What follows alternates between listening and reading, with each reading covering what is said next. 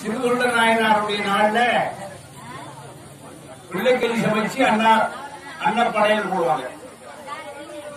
அந்த அன்னப்படையலுக்கு யாரெல்லாம் போய் மடிவு பிச்சை வாங்காலும் அவர்களுக்கு குழந்தை கிடைக்கும். அதே மாதிரி இந்த ஐப்பசி மாசத்துல வரக்கூடிய பௌர்ணமி, இந்த பௌர்ணமி நல்லாள்ல சுவாமிக்கு அன்னாபிஷேகம் இருக்கு. இந்த அன்னாபிஷேகம் நமக்கு என்ன பலன்? இந்த சாதத்தை வாங்கி சாப்பிட்டால் என்ன? இதனால் கிடைக்கிற நன்மை என்ன? ஏன் அன்னாபிஷேகம் தோன்றியது? அன்னாபிஷேகம் எதுக்காக தோன்றியது? பாலாபிஷேகம், பன்னீர் அபிஷேகம், திருமஞ்சள் நிலையங்கள், மொத்தம் சுவாமிக்கு 36 அபிஷேகம் இருக்கு. இது சிறப்பான அபிஷேகம் இன்னைக்கு அன்னாபிஷேகம். இறைவன் உலகத்தை படைத்து கொஞ்சம் அமைதியா இருக்கணுமா பாப்பா, இல்ல கொஞ்சம் பேசாம இருங்க. படிக்கிற பிள்ளைதான் இதெல்லாம் கேட்கணும். சயின்ஸ் உலகத்தை இறைவன் படைத்த உடனே எல்லாருக்கும் எல்லா உணவையும் படைத்தாராம். ஆட்டுக்கு புல்லு, மாட்டுக்கு இப்படி எல்லாம் படைச்சார். மனுஷனுக்கு என்ன கொடுக்கணும் அவருக்கு தெரியலையா? மனுஷனுக்கு என்ன உணவு கொடுக்கணும் அப்படின்னு இறைவனுக்கே புரியல. 6வது அறிவு படித்த மனிதனுக்கு என்ன உணவு வேணும்னு தெரியல. இறைவன் ரொம்ப நேரம் யோசிக்கிறார். அப்படி யோசிக்கும் போது அன்னபூர்ணி போல எடுத்து வரலாம். அதனால உலகத்தை பாருங்க, அன்னபூர்ணி கோயில் எங்கே இருக்காரு? செந்தில செந்தில பேசாத. யாரு பேசுறது? பேச வேணாம். நான் மைக் தட்டுமா? பேசல பால் அப்புறம் கொடுத்துக்கலாம். அந்த மட்டும் பேரு கொஞ்சம் பால பிரசாதம் அப்புறம் கொடுக்கலாம். அப்புறம் கொடுத்துக்கலாம். நான் அரை மணி நேரம் பேச போறேன். பிரசாதம் வாங்குறது பெருசு இல்ல, அருள் பிரசாதம் மாதிரி எல்லாம் கேளுங்க. கேட்டா தெரிஞ்சுக்கலாம் மனுஷனுக்கு என்ன கொடுக்கிறது. மனுஷனை படைச்சாச்சு, மனுஷன் எப்படி ஜீவன் வாழணும் என்பதற்காக அவர் இறைவனை யோசிக்கிறார். அப்படி யோசிக்கும் போது போனவருக்கு அன்னபூர்ணி வர்றார். 2 தெய்வம் உலகத்துல கிடையாது, வேற எங்கேயும் பார்க்க முடியாது. சரஸ்வதிக்கு தனியா கோயில் கிடையாது, அன்னபூர்ணியும் கிடையாது. சரஸ்வதி கோயில் வந்து எங்க இருக்குன்னு சொல்லுவாங்க, தனியா மூலஸ்தானத்தோடு கோயில் கிடையாது. ஏன்னா அறிவுக்கு வடிவம் கிடையாது, அதனால சரஸ்வதிக்கு வடிவம் இல்லை. அறிவு எங்க இருக்கு? யாராவது காட்டுறது பார்க்கலாம். சயின்ஸ் படி மைண்ட்ல எங்க இருக்கு? விட்டிங் பிளேஸ். கரெக்டான இடத்தை யாராவது சொல்லணும். அறிவு இங்கதான் இருக்கு. அறிவு ரொம்ப இருக்கா கொஞ்சம் இருக்கா? யார் சொல்றா? 100 ரூபாய். உங்களுக்கு அறிவு ரொம்ப இருக்கா கொஞ்சம் இருக்கா? ரொம்ப இருக்கா? சொல்லுவாங்களா கொஞ்சமாவது அறிவு இருக்கான்னு? எவ்வளவு கேக்குறாங்க? கொஞ்சமாவது அறிவு இருக்கா? கொஞ்சமாவது புத்தி இருக்கா? ஆகவே பூலோகத்துக்கு அன்னபூர்ணி வர்றான். அன்னபூர்ணி எங்க வந்தாலும் காசியில தான், வேற எங்க வரல. காசியில தான் அன்னபூர்ணி வர்றான். அங்க வந்து பார்த்தா கையில ஒரு அன்ன பாத்திரம், இன்னொரு கையில ஒரு கரண்டி. காசியில வந்து உட்கார்ந்துக்கிறார். இறைவன் கண்ணை முடிச்சு தப்பம் பண்ணி இறைவன் முடிச்சு பாக்குறாராம். இறைவா, உன்னுடைய வழிபாடு எனக்கு தெரியுது. சிவபெருமான் கூட தியானம் பண்றார். நாமெல்லாம் மனுஷர் ஒவ்வொருத்தரும் தியானம் பண்ணணும். கடைசி நிலை தியானம் தான். இறைவனை பார்க்கணும் யாரெல்லாம் நினைக்கிறதோ அவர்களெல்லாம் தியானம் பண்ணணும். அது மாதிரி சிவபெருமான் இறைவா, நான் 6வது அறிவாகிய மனிதனை படைச்சுட்டேன். இந்த மனிதனுக்கு என்ன உணவு கொடுக்கிறது, அவர்களுக்கு எதை படைக்கும் தெரியல அப்படின்னு சொல்லும் போது அன்னபூர்ணி பூலோகத்துக்கு வர்றா. இடது கையில ஒரு பானை, அது நிறைய சாதம், வலது கையில ஒரு கரண்டி. சிவபெருமான் முடிச்சு பார்க்கும் போது அன்னபூர்ணி தேவி முன்னால உட்கார்ந்து இருக்கிறார். இது என்ன தேவி அன்னபூர்ணின்னு சொல்றார். அப்பதான் கையில சாதத்தை பார்த்த உடனே அவருக்கு சந்தோஷம். இது எத்தனாவது பௌர்ணமி யார் சொல்லுவா? இது எத்தனாவது பௌர்ணமி தெரியுமா? உலகம் தோன்றி எத்தனாவது பௌர்ணமி கேட்கல. இந்த வருஷம் தோன்றி எத்தனாவது பௌர்ணமி? முதல் பௌர்ணமி சித்ரா பௌர்ணமி. சித்திரை, வைகாசி, ஆனி, ஆடி, ஆவணி, புரட்டாசி, ஐப்பசி 7வது பௌர்ணமி. சயின்ஸ் தெரிஞ்சுங்க. முதல் பௌர்ணமியுடைய நிலா எத்தனையோ கிலோமீட்டர் தூரமா இருக்குமா, அதனால சித்ரா பௌர்ணமி பேரு. ஐப்பசி பௌர்ணமி எத்தனையோ கிலோமீட்டர் கிட்ட இருக்குமா, இன்னைக்கு நைட்ல பாக்குறோம். இந்த பௌர்ணமி கிட்டதான் இருக்கு. ஏன்னா அன்னபூர்ணி பூலோகத்துக்கு கீழே இறங்கும் போது பௌர்ணமியிலிருந்து தோன்றியவள் அன்னபூர்ணி. பர்வதா பக்தி பகா பூர்ணோ கர்மவாசுகோ அன்னபூர்ணி ஜனவஸ்து. அன்னபூர்ணி எப்ப தோன்ற? ஐப்பசி மாசம் பௌர்ணமி நிலவிலிருந்து வெளியே வராலாம். அன்னபூர்ணிக்கு அப்பா அம்மா கிடையாது. யார் ஒருவர் பௌர்ணமி பூஜை பண்றாளோ அவளுக்கு ஜென்மம் இல்லை. பௌர்ணமி பூஜை எப்படி பண்ண தெரியுமா? வெள்ளை பூ, மல்லிகை பூ, அந்த மாதிரி வெள்ளை பூ எடுத்துக்கணும்.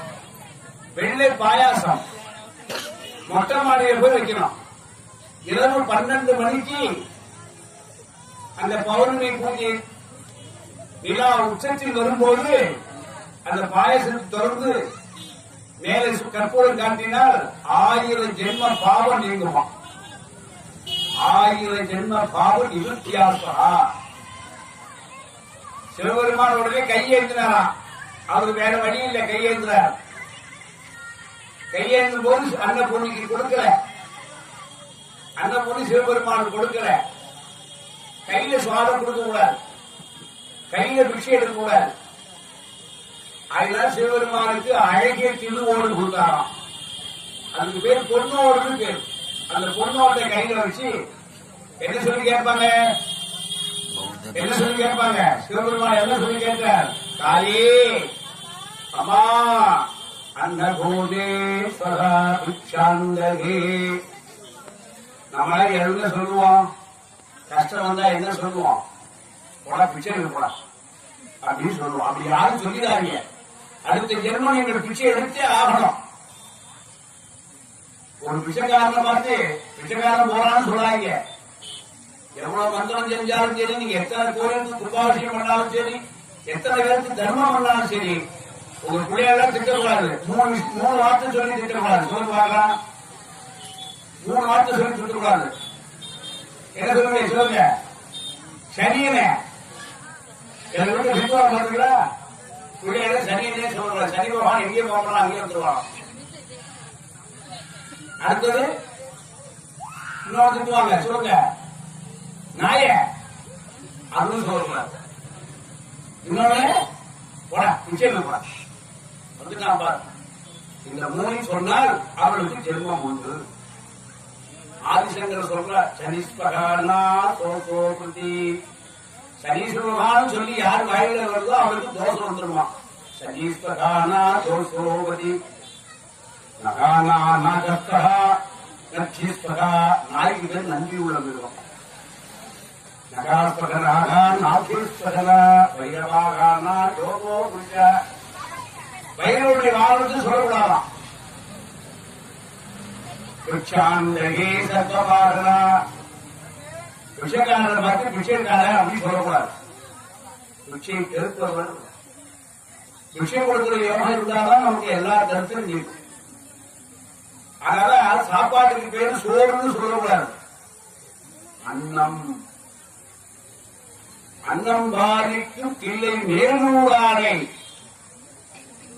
கைலாயத்தில் சொல்றார், அன்னம் பாதிக்கும் தில்லை மேலூரானை. அன்னம் எங்க தோன்றினா தில்லையினுடைய கைலாயத்தினுடைய உச்சியில தோன்றிச்சான்.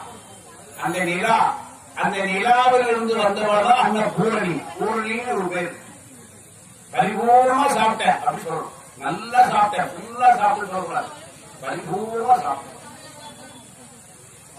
அப்போ பகவான் என்ன கேட்கிறார்? அன்னபூரிட்ட போய், அன்னபூரி தாயே பிக்ஷாந்தகே. அதனால யாராவது ஒரு துறவி நம்ம வீட்டுல பிச்சை கேட்டா என்ன சொல்றோம்? என்ன சொல்லி கேட்பாங்க? அம்மா தாயே கோஷாந்தரே இருக்கிறார். நமக்கு என்ன கோஷம்? அன்னமய கோஷம். எவ்வளவு வேணாலும் சாப்பிடுங்க. ஒரு வாரம் வெளியில போய் ஒரு வாரம் சாப்பிடுங்க. இட்லி, தோசை, சப்பாத்தி எல்லாம் சாப்பிடுங்க. சோறு தவிர பாக்கி எல்லாம் சாப்பிடுங்க. என்ன தோணும்? எப்படா வீட்டுக்கு போவோம், ஒரு வாய் அம்மா கையால சமைச்சு சாதம் தண்ணியில ஊற்றி ஒரு ஊழா ஊற்றி சாப்பிட்டாதான் சாப்பிட்ட மாதிரி. ஏன்னா இந்த உடம்புக்கு அன்னமய கோஷம் பேர். யாரெல்லாம் அன்னம் சாப்பிடாதோ அவளுக்கு கோஷம் இறைவன் படிச்சார். அன்னமய கோஷம், தத்துவமய கோஷம், மனோமய கோஷம், ஞானமய கோஷம். சாப்பாட்டால கிடைக்கிற செல் உணவு, அன்னத்தை சாப்பிடறதுனால கிடைக்கிற உணவு கிடைக்கிறதுனால என்ன பயன்? அன்னமய கோஷம். நல்ல உடம்புக்கு ஆரோக்கியமான உணவு அன்னமய கோஷம். அந்த சாப்பிட்டாதான் அவனுக்கு தத்துவமய கோஷம் கிடைக்கும், நல்ல அறிவு கிடைக்கும். மனோமய கோஷம், நல்ல மனசுல எண்ணங்கள், நல்ல எண்ணங்கள் இருக்கும். ஞானமய கோஷம், அவன் ஞானத்தை அடைவான். சாப்பாட்டுக்குள்ள இருக்கிற செல்லு, நான் சொல்றது புரியுதா? எசன்ஸ், சாப்பாட்டுக்குள்ள அன்னத்துக்குள்ள இருக்கிற எசன்ஸ் நம்மளுடைய பாடியில இவ்வளவு வேலை செய்யும். இப்பெல்லாம் சாப்பாடு யாரும் கொடுக்கறது இல்ல, நூடுல்ஸ். பிறக்கிற பிள்ளைக்கெல்லாம் நூடுல்ஸ் கொடுக்கலாம். சோறு கொண்டு போய் பின்னாலேயே போறான். அப்ப இது என்ன கோஷம்? அன்னமய கோஷம். அன்னமய கோஷம் சாப்பிட சாப்பிட தத்துவமய கோஷம் உண்டாகும். தத்துவமய கோஷம் மனோமய கோஷம் உண்டாகும். மனோமய கோஷம் ஞானமய கோஷம் உண்டாகும். நம்முடைய ஜென்மங்கள் கரையும். ஒரு அரிசியை கூட கீழே சிந்தக்கூடாது. இன்னைக்குதான் அன்னபூர்ணி தேதி சிவபெருமானுக்கு படியடந்த நாள். அதனால சிவபெருமானுக்கு இன்னைக்கு அன்னாபிஷேகம் பண்றோம். இந்த அன்னாபிஷத்தை வாங்கி கண்ணுல வச்சு, நான் கடைசி காலம் வரைக்கும் எத்தனை மனித ஜென்மம் எடுத்தாலும் எனக்கு சாப்பாட்டு தருத்தனியும் வரக்கூடாது இன்னைக்கு பிரார்த்தனை பண்ணணும். வீட்டுல அரிசி தருத்தனி இருக்கக்கூடாது, சாப்பாடு தருத்தனி வரக்கூடாது, பை தூக்கிட்டு போய் அரிசி வாங்கக்கூடாது, நல்ல விளையணும். அதான் முதல்ல நெல்லு விளைந்த காலம். உலகம் படைச்சு நெல்லு விளைந்தது ஐப்பசி மாசம். ஆடி ஐப்பசி மாசம் அடமழை பெய்யும், நல்ல மழை பெய்யும். அந்த மலையில தான் நெல் உற்பத்தி ஆகும்.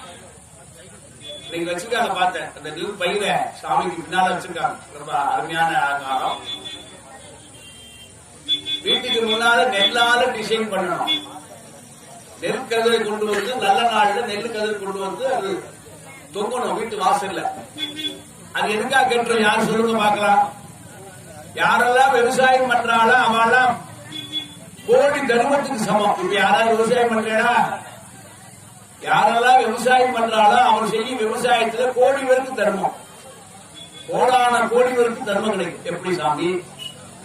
அவரு விவசாயம் பண்ணி நெல்லை எடுத்து வீட்டுல கொண்டு வச்சுக்குவாரு, பக்கத்து வீட்டுக்காரன் கேட்டாங்களும் கொடுக்க மாட்டாரு அப்படின்னு சொல்லுவாங்க. வாய்ப்பே கிடையாது.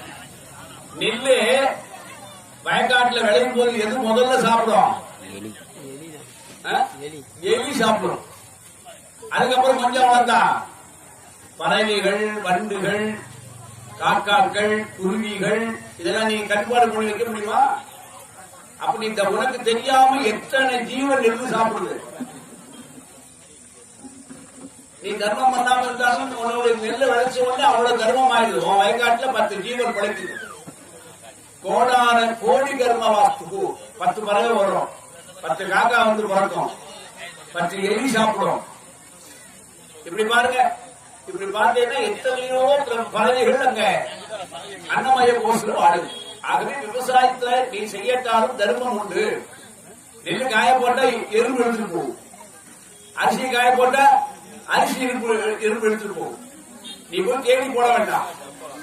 நான் வைத்திருந்தாலே அதுக்கு தர்மம். அதாவது அன்னமய கோஷே, ஞானமய கோஷே, தத்துவமய கோஷே, தர்மமய கோஷே.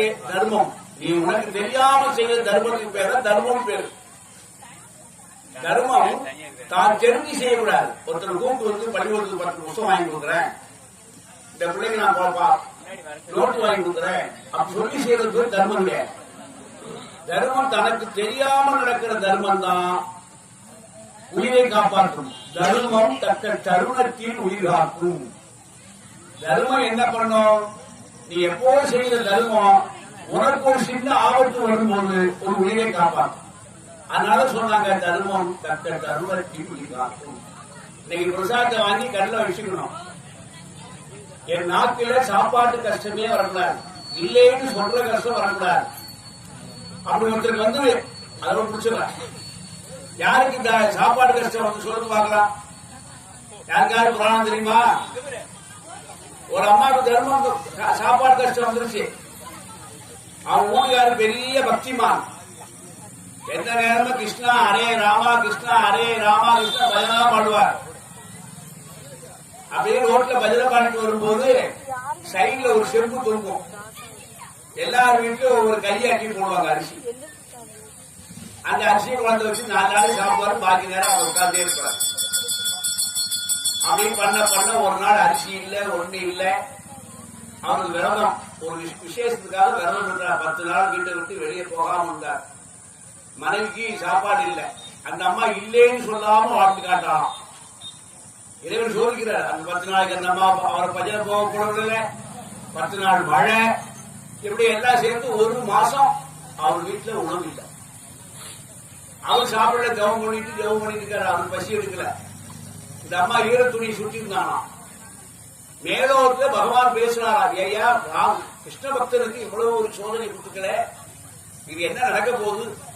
இல்லைன்னு சொல்லாம வாழக்கூடிய ஒரு பெண்ணுக்கு ஒரு சோதனை கொடுத்திருக்கேன். மேலோகத்துல பகவான் பார்வதி பேசினாராம். அப்படி பேசும்போது பகவான் ஒரு துறவி போல வந்தார். துறவி எதுக்கு வர்றான்னு தெரிஞ்சுங்க. வீட்டுக்கு துறவி வந்தா தெரிஞ்சுக்கணும். ஒரு பிச்சைக்காரமா தான் வருவார். இறைவனுக்கு வேசமே பிச்சைக்கார வேஷம் தான்.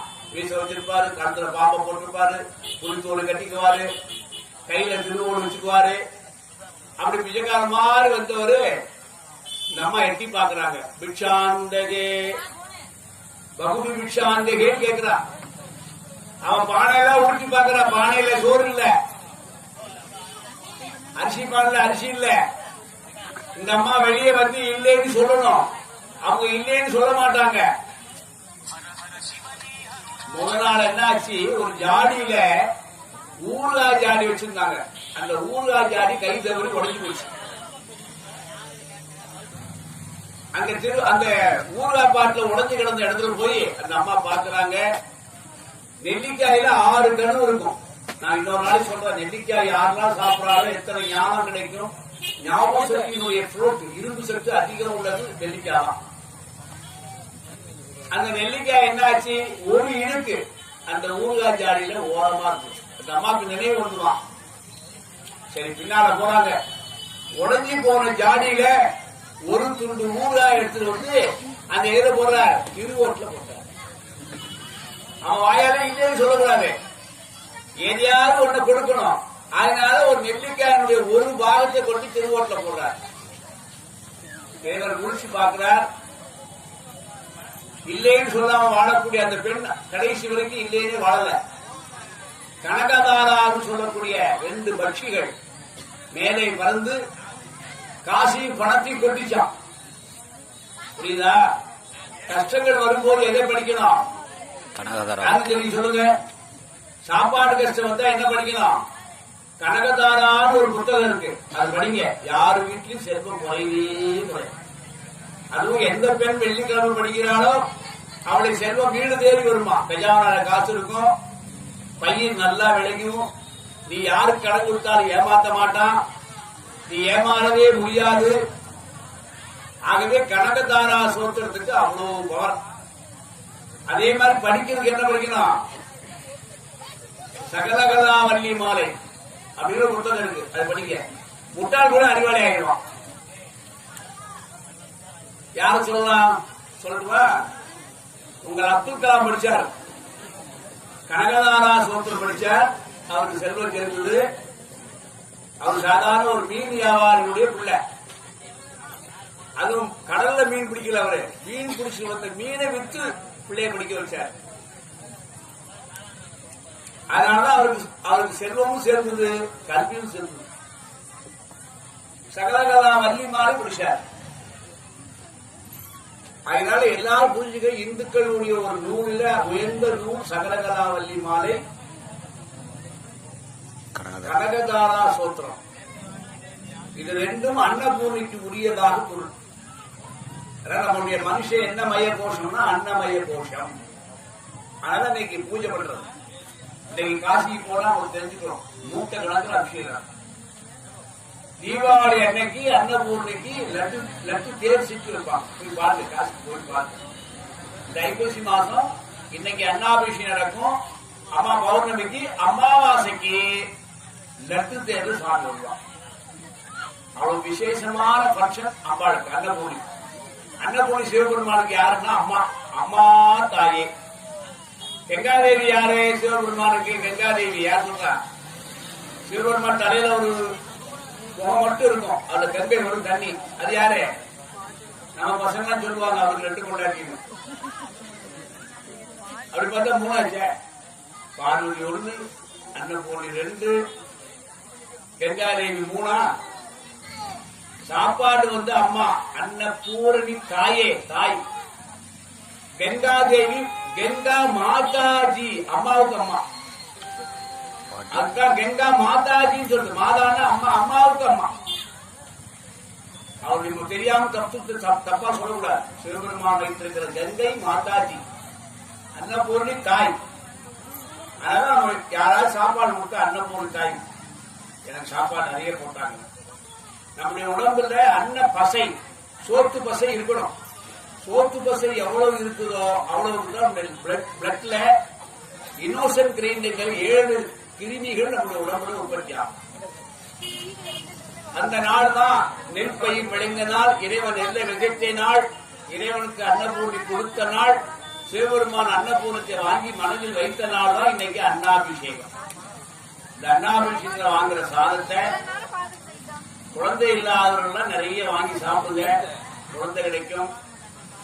படிப்பு வராதவங்க கட்டாயம் சாப்பிடணும், படிப்பு வரும். உங்களுடைய ஜென்மத்தில் சாப்பாடு கஷ்டம் இல்லாம இருக்கணும், ஆண்கள்லாம் கட்டாயம் வாங்கி சாப்பிடுங்க. இதுக்கு பாகுபாடே கிடையாது, எல்லாரும் சாப்பிடலாம். வேற பிரார்த்தனை எல்லாம் பண்ணாதீங்க, நான் பெரிய ஆளாகணும், பணக்காரன் ஆகணும், அதெல்லாம் இன்னைக்கு பண்ணக்கூடாது. நான் என்னுடைய ஆத்மா பிரிகிற வரைக்கும் நான் சாப்பாடு கஷ்டம் இல்லாம இருக்கணும். இன்னொன்னு என்ன சொல்ல போறேன், பிடிக்க போறேன். மரணத்தில் எது சிறந்த மரணம்? யார் சொல்றா? மரணத்தில் சிறந்த மரணம் எது? யார் சொல்றா? படிச்சு ஜாவ போறான். எப்படி செத்தா மோட்சம்? நம்ம எல்லாம் படிச்சிருக்கிறோம். ஒரு பாட்டி, காலனியில ஒரு பாட்டி இருக்கிறாங்க, அவங்க படிச்சதே இல்ல.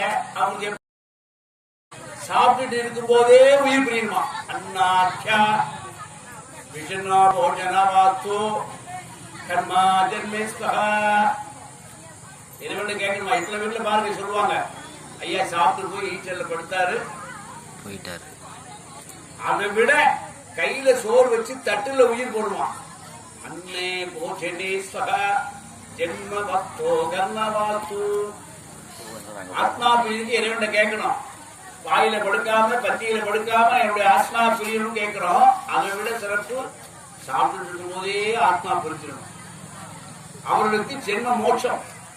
இறைவன் மாலை போட்டு வரவேற்பாராம். அதனால சாப்பிடுறதுக்கு திருப்தியா சாப்பிடணும். சாப்பிடும் போது எனர்ஜியை வேஸ்ட் பண்ணக்கூடாது. சாப்பிடும் போது யார்கிட்டையும் பேசக்கூடாது. கீழே சிந்தாம சாப்பிடணும். சாப்பிடும் போது தர்மம் பண்ணணும். எப்படி சாப்பிடும் போது தர்மம் பண்ண முடியும் சொல்லுங்க? கதவுல கரை போடணும். யாராவது வந்தாங்கன்னா எல்லாம் எப்படி அவங்க வந்துட்டாங்க அப்படின்னு சொல்லணும். அதான் தர்மம்.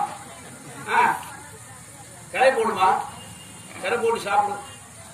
இல்லைன்னா சாப்பிடுங்க. என்ன பண்ண அக்கா வந்துட்டாங்க, பக்கத்து அக்கா பார்த்தா பிடிக்காது, தூரம் போகணும். அப்படி சாப்பிடுவோம். அப்படி இல்ல, நீ எப்ப சாப்பிடுறியோ அப்ப எல்லாத்துலயும் கொஞ்சம் கொஞ்சம் எடுத்து அந்த ஒரு இலையினுடைய முனியில வைக்கணும்.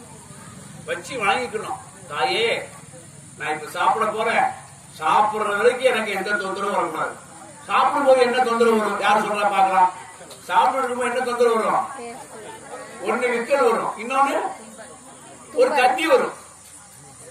யாராவது இறந்துட்டான்னு சொன்னா என்ன பண்ணுவீங்க? சாப்பிட கெஞ்சி போயிடும். அது மாதிரி உணவு அருந்தும் போது எந்த விதமான தீய செய்தி வராம இருக்கணும். உடம்புலையும் எந்த விதமான பாதிப்பு இல்லாம இருக்கணும். விக்கல் வரக்கூடாது, சாப்பிடும் போது தும்மல் வரக்கூடாது. அதே மாதிரி செய்திகள், கையை நினைச்சேன் சோத்துல அப்பதான் கையை வச்சேன் வந்து சொன்னாங்க நான் அப்படியே போட்டு ஓடாதுப்பா. நடக்குதா? எத்தனை வீட்டுல நடக்குது? சாப்பிட்டு இருக்கும்போது செய்தி வரும், மரண செய்தி வந்தா ஓடிடுவாங்க. அதனால சாப்பிடும் போது அந்த சாதத்தை எடுத்து வைக்கணும்.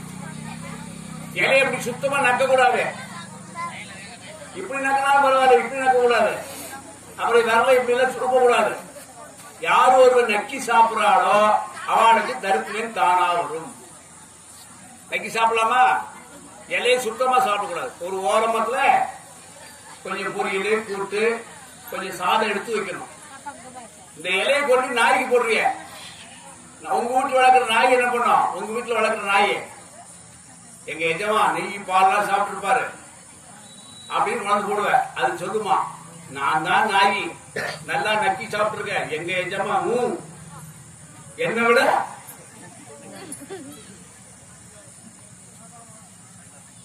சரி. சித்தர்கள் முனிவர்கள் என்ன பண்ணுவாங்க? பிச்சைக்காரத சோறு வாங்கி சாப்பிடுவான். ஞானிகள் நல்லா புரிஞ்சுக்க, ஞானிகள் தேவர்கள் முனிவர்கள் பிச்சை எடுக்க மாட்டாங்க. சாப்பாடு யார் வீட்டுல கேட்க மாட்டாங்க. எங்க எச்சி இலை கிடைக்கோ அந்த எச்சி இலையை போய் சாப்பிடுவாங்க. பாத்திருக்கா? சில ஊர்களுக்கு எச்சி இலை போய் சாப்பிடுவாங்க சில ஆள் சாமிகள். சில பைத்தியக்காரன், உங்க மாநில சொல்றேன் பைத்தியக்காரன், அவங்க பைத்தியக்காரன் இல்ல, அவங்களாம் ஞானிகள். அவர்கள் யார் வீட்லயும் போய் பிச்சை கேட்கறது இல்ல. கொண்டு வந்தால் உண்பேன், இல்லை என்றால் இப்பேன். அப்படிப்பட்ட ஞானிகள் இலையை எடுப்பாங்களாம். நிறைய இலை கிடக்கிற இடத்துக்கு போய் உட்காந்துக்குவாங்க. அப்படி இலையை எடுப்பாங்க, ஒவ்வொரு இலையா எடுப்பாங்க. முதல் இலையில இல்ல, ரெண்டாவது இலையில இல்ல, மூணாவது இலையில இல்லைன்னா சாப்பிட மாட்டாங்க. நாலாவது இலையில சோறு இருந்தா கூட சாப்பிட மாட்டாங்க. அவங்க வைராக்கியம் 3 இலை தான். நல்ல துறையில் பிச்சை எடுக்கணும். 3 வீட்டுல பிச்சை எடுக்கணும். பிச்சாந்தே முதல் வீட்டுல கொடுக்கல. முதல் வீட்டுல அவங்க வீட்டுக்கு தூரம் ஆயிட்டாங்க. இன்னொரு வீட்டுல யாரோ இறந்துட்டாங்க. 3வது வீட்டுல ஒரு குழந்தை வயசுக்கு வந்துருச்சு. இவர் 3 வீட்டுல பிச்சை கேட்டு இல்லைன்னா அன்னைக்கு பட்னியா கிடக்கணும். அதுதான் துறவி. அது மாதிரி நீங்க சாப்பிடுற உணவு, அந்த இலையில வச்சிருக்கிற சோறு, யாரு ஞானி ஒருவர் சாப்பிட்டாராகில் அடுத்த ஜென்மம் இல்லை. எவ்வளவு பெரிய விஷயம். அதனால எல்லாரும் சாப்பிடும் போது எச்சி கையில கூட என்ன செய்யக்கூடாது? காக்கா கூடாது. புரியுதா? நம்ம அந்த சாதத்தை எடுத்து மத்தியில வச்சு அந்த இலையை கொண்டு வெளியே போட்டு நீங்களா கேட்கணும், அம்மா தாயே, என்னைக்காவது இறைவர்கள் தேவர்கள் முனிவர்கள் ஞானிகள் சாப்பிடணும், எனக்கு ஜென்மம் கடையேறணும். கடையேறுவதற்கான பூஜை தான் இந்த பூஜை. அன்ன பூஜை, அன்னபூர்ண அன்னாபிஷேகம் எதுக்குன்னா நம்முடைய ஜென்மம் கடையேற. மனுஷனுக்கு அன்ன போஜனம், மனோபோஜனம், தத்துவ போஷணம், ஞான போஷணம், வைராக்கிய போஷணம். நீ யாருக்கு கொடுக்கிற பிச்சை? உன் வீட்டுக்கு வந்து கொடுக்கிற பிச்சை கொடுக்கிற பெருசு இல்ல. உன்னுடைய பிச்சையை எந்த ஞானியோ இறைவரோ தேவனோ முனிவனோ சாப்பிடணும். அப்படி சாப்பிடக்கூடிய வைராக்கியம் வரணும். இன்னைக்கு பிரார்த்தனை பண்ணுங்க, இறைவா நான் உன்னுடைய பிச்சையை வாங்கி நான் சாப்பிடுறேன், என்னுடைய பிச்சையை தேவரோ முனிவரோ உணவு உண்டணும் அப்படின்னு கேட்கணும். சரிங்களா? அப்படி கேட்டு எல்லாரும் பிரசாதம் வாங்கி சாப்பிடுங்க. குழந்தை இல்லாதவங்க சாப்பிடுங்க, குழந்தை பாக்கியம் கிடைக்கும். இந்த விழா வந்து 2 விழா தான். ஒன்னு சித்ரா பௌர்ணமி அன்னைக்கு அன்னப்படையல், திருத்தொண்ட நாயனாருடைய பிள்ளைக்கறி சமைச்ச அன்னப்படையல். அடுத்தது இந்த ஐப்பசி மாசம் விழா என்று சொல்லி அரிய வாய்ப்பை தருந்த கண்ணீஸ்வரர் கோயில் டிரஸ்டிற்கும் என்னுடைய அன்பர்களுக்கும் இந்த ஊர் வாழ் மக்களுக்கும் வெளியிலிருந்து வந்த அன்பர்களுக்கும் நல்ல செய்தியை நீங்க காதல வாங்கியிருக்கிறீங்க. இதன்படி நடக்கணும். ஒவ்வொருத்தரும் உங்க வீட்டுல வாசப்படியில கொஞ்சம் அரிசி வைக்க. அந்த அரிசியை யாருமே வரலைன்னா கூட ஒரு கை அரிசி எடுத்துட்டு போய் எறும்பு புத்துல போடுங்க. அது வந்து இறைவன்கிட்ட நேர சொல்லுவான், இவன் தர்மவான் அப்படின்னு. அதான் ஊர் சாமியார் வரல, யாருமே சாப்பாடு கேட்கல அப்படி சொல்லக்கூடாது. ஒரு டப்பால அரிசி வச்சுக்கணும். காலையில எந்திரிச்சு போய் அந்த அரிசியை கொஞ்சம் எடுத்து எங்க எறும்பு புத்து இருக்கோ அங்க போடுங்க. உங்களுக்கு எல்லா பலனும் கிடைக்கும், எல்லா தோஷங்களும் நிவர்த்தியாகும். வான்மழை விடாதுரீக வடிவளம் சிறக்க மன்னன் பொன்முறை அரசீக குருவிலா குன்று வாழ்க நாள் வரை அரண்மனோங்க நற்றவம் மேன்மை கொள்க மேன்மை கொள் செய்த நீதி விளங்குக உலகமெல்லாம்.